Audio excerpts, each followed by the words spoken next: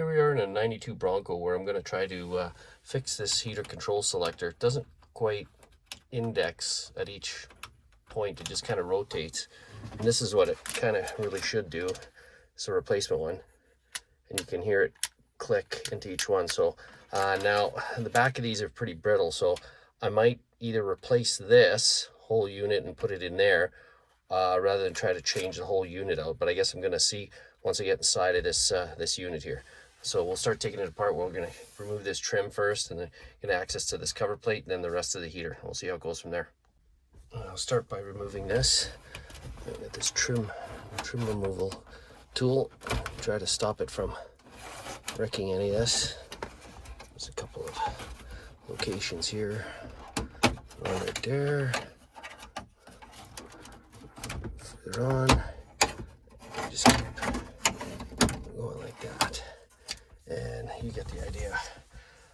Now we've got some Torx bits here, so I've got those here as well. So we'll start removing it with those.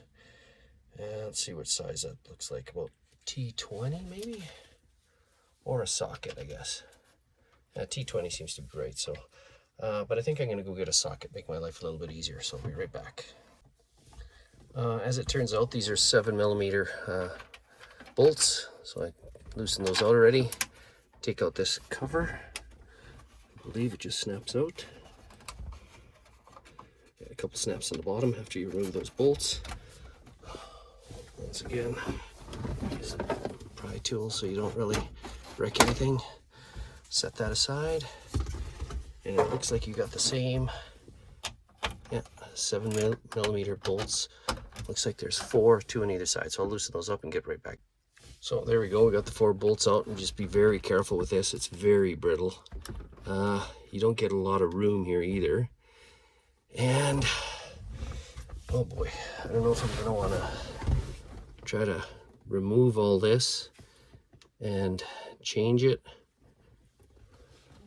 or just take this bolt off here and get play here. Because I think if I start to, well, and give it a try. Oh, I can already feel that breaking.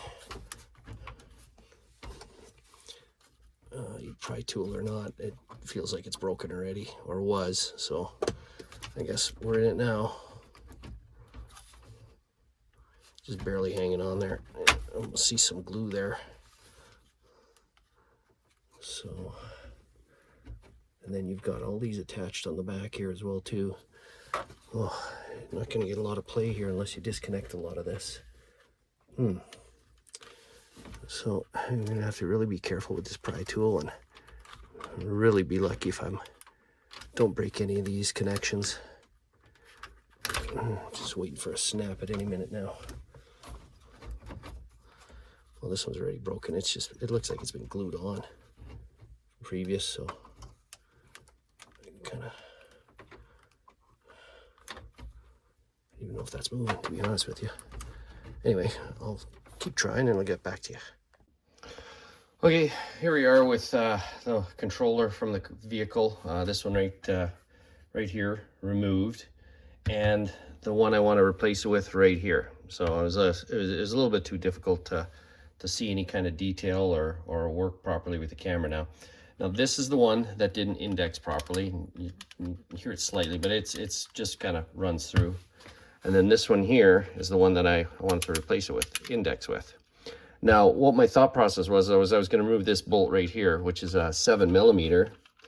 And then what it allows you to do is it allows you to swing this away and take out this mechanism here. Well, take that out. Able to take this one out. And I thought I would just, once I remove it from here, oh, I forgot control knob on the other end.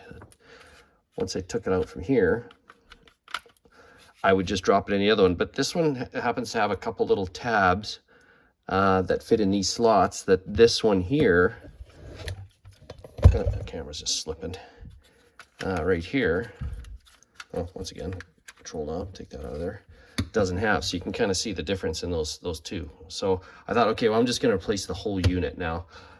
There's a clip here, there's another clip here.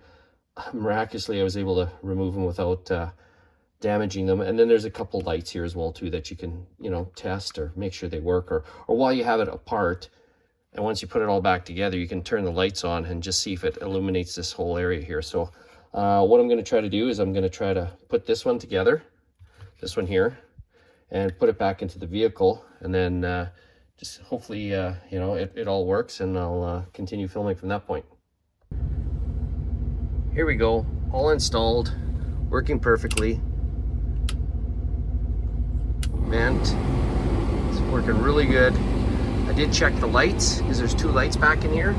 You're gonna want to check. One was out, but now it's indexing perfectly.